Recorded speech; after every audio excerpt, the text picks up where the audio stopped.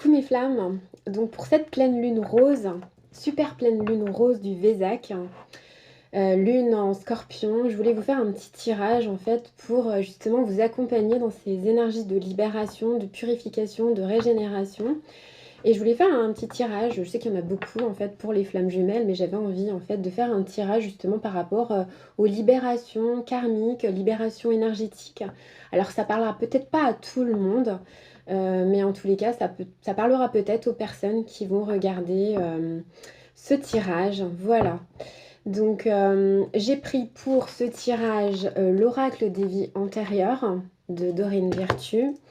Et donc, l'oracle de libération énergétique d'Isabelle Serre. Voilà. Donc, je passe ce tirage et je vous retrouve tout de suite pour vous expliquer ce qu'il en est.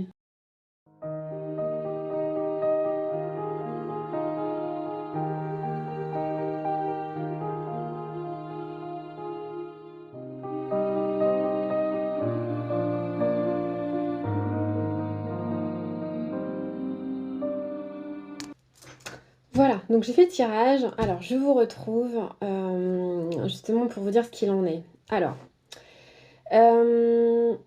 par rapport à l'oracle des vies antérieures, je pense qu'il y a vraiment encore des choses là, alors pas pour toutes les flammes jumelles en tous les cas, mais pour certaines flammes jumelles, où il y a encore des choses qui viennent bloquer, notamment peut-être des relations karmiques. Je dirais la carte des relations karmiques.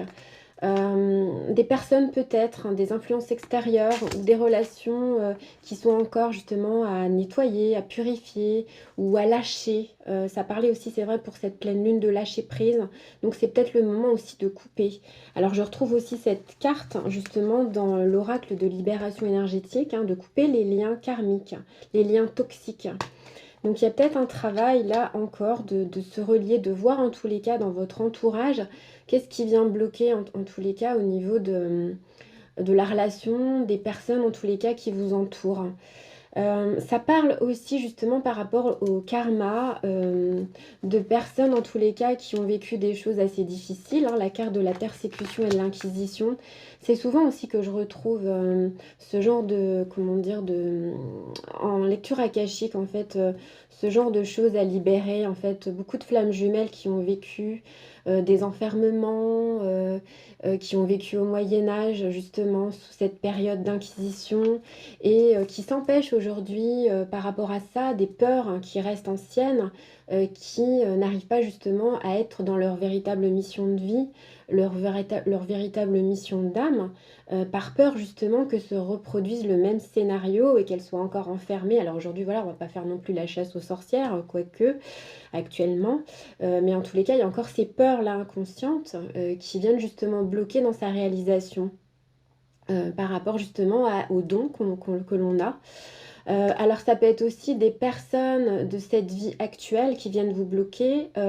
Alors qu'elles soient justement votre père ou votre mère, en tous les cas, ça peut être des figures d'autorité. Des personnes en tous les cas qui ont un espèce d'ascendant sur vous et qui viennent vous freiner. Donc je pense que ça demande aussi actuellement de revoir tout ça, de faire tout un espèce de vision, de voir exactement qu'est-ce qui vous bloque, du point de vue karmique en tous les cas, du point de vue justement de cette vie-là, des personnes de votre entourage, mais par rapport à ces figures d'autorité, justement peut-être par rapport aussi au niveau transgénérationnel. Vous pouvez peut-être aussi en ce moment, ou en tous les cas, ça peut venir aussi de vie antérieure, en tous les cas, vous sentir un petit peu seul, isolé, hein, je tire la carte quand même de l'orphelin, en lien justement avec la blessure d'abandon. Mais c'est peut-être aussi cette carte hein, qui nous fait nous sentir vraiment seuls par moment. Mais je pense peut-être se servir de cette énergie justement pour aller dans cette intériorité et aller justement voir notre essence divine pour justement nous-mêmes nous sentir bien. Ça, c'est super important. Et justement, comment faire je le disais la vidéo juste auparavant, pour cette pleine lune rose, c'est vraiment nous connecter à cette, comment dire, à cette présence divine, à cette lumière, notre lumière intérieure. Alors, on peut l'appeler Dieu, on peut l'appeler l'univers. Voilà, certains vont avoir peut-être besoin de plus de rituels et d'autres non. En tous les cas, spiritualité, c'est ça, c'est vraiment se connecter au grand tout. Voir, voilà, justement aussi, j'ai tiré la carte galactique donc de l'univers. Donc voilà, comprendre que justement l'univers, Dieu, bah, c'est aussi à l'intérieur de nous. Donc quand on va comprendre ça, on va se sentir rempli en fait de cette énergie puissante et d'amour, cette énergie intense qui va nous permettre de nous régénérer, de comprendre qu'en fait, alors effectivement, il y a tout ça, il y a tout ce karma, il y a aussi, comment dire, toutes nos blessures, mais à un moment donné, c'est aussi comprendre que tout est ici et maintenant et qu'il suffit juste de se connecter à cette présence divine pour être bien et que justement on va attirer après les choses, les personnes, les événements en lien justement avec notre propre énergie actuelle, nos sentiments, nos pensées, nos émotions et c'est avant tout ça qui compte et qui prime. C'est vraiment ce message aussi que je voulais vous donner aujourd'hui, que j'ai aussi transmis dans ma vidéo de pleine lune. C'est qu'en fait, l'abondance est ici et maintenant, dans le présent. C'est pas aller rechercher dans le passé et c'est pas non plus aller chercher dans le futur ou se projeter dans le futur. C'est vraiment être dans l'ici et maintenant. Alors tout ça, ça demande quand même, voilà, aussi encore des libérations. Donc voilà ce que je disais, bah, couper les liens toxiques. Hein, et puis, alors, il y a peut-être des choses, voilà, ça nous dit aussi peut-être, bah ouais, des choses, des changements concrets qui vont arriver là dans nos vies. Justement, la lune est en trigone à Mars, bah, ça nous donne aussi du pouvoir, de la puissance en fait dans notre action. Donc il y a peut-être des choses à changer. En plus, on est quand même sous une pleine lune où il y a l'énergie uranienne là qui est assez présente. Donc bah voilà, c'est peut-être un peu le moment de booster les choses, même si on se sent freiné par Saturne. Euh, Ne pas se laisser entraver dans notre liberté parce que notre liberté elle est déjà à l'intérieur de nous. Comprendre qu'on a une force intérieure, voilà, notre force, notre puissance. Ça, c'est tout le monde. Mais vous, flamme jumelle qui êtes dans un parcours spirituel, prenez vraiment conscience de votre force intérieure. Et surtout, aimez-vous, estimez-vous. Vraiment, connectez-vous à vous, à votre pleine lumière. C'est super important, ça. Ça parle aussi d'ouverture du chakra du cœur. Donc voilà, ben, c'est peut-être le moment lors de cette pleine lune rose, et justement elle est rose. Donc, alors le chakra du cœur, c'est pas la couleur rose, hein, c'est la couleur verte, mais en tous les cas, c'est aussi quand même en lien avec. Ça, je me souviens encore plus du nom de la pierre qui est rose. Ça me reviendra après. Des fois, j'ai des trous de mémoire comme ça. Se connecter justement à l'ouverture de son cœur. Dans la présence divine, ça crée vraiment une ouverture de cœur. Donc, ouvrir le chakra du cœur, c'est aussi ça qui va permettre des libérations. Voilà.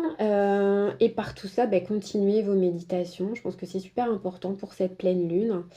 Je vais retirer une autre carte hein, par rapport à toutes celles-ci, justement pour une conclusion. Ah, ça demande aussi de nous ancrer, chakra racine. Donc dans l'ouverture du cœur, ancrez-vous. C'est ce que j'ai dit aussi en ce moment, vraiment vous connecter à l'énergie de Gaïa. L'énergie de Gaïa, elle est hyper puissante pour cette pleine lune en scorpion. Le soleil est avec toutes ses planètes en face en taureau, donc vraiment la terre. Mais touchez la terre, marchez pieds nus dans la terre, ancrez-vous.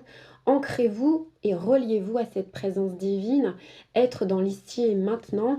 Et justement, vous allez créer toute l'abondance dans votre vie. Donc voilà, voilà. J'espère que cette petite guidance aura pu vous aider. Ça parlera peut-être pas à tout le monde, ça parlera peut-être à certaines personnes. Voilà, en tous les cas, je vous souhaite une belle pleine lune du Vésac, hein, justement le moment où les énergies christiques et bouddhiques se rejoignent. Donc, créez ça dans l'ouverture du cœur. Prenez soin de vous. Je vous fais plein de bisous et je vous dis à très bientôt. Et puis vous pouvez noter en dessous la pierre, là dont je parlais, je suis en train de réfléchir. Ça ne me vient plus à l'esprit, pourtant j'en ai. Il y a la cornaline, mais non, mais ça c'est la pierre rouge. C'est vraiment une pierre qui va aider justement à l'ouverture du chakra du cœur. Je le renoterai, ça va me revenir. Je le noterai. En plus, j'avais des bracelets, là, j'en ai pas. Une pierre aussi qui est super justement pour se relier, c'est l'angélite. Là, j'ai un bracelet en angélite et c'est vraiment aussi super pour s'apaiser. Voilà mes flammes, je vous fais plein de bisous, je vous souhaite une belle pleine lune et je vous dis à très bientôt.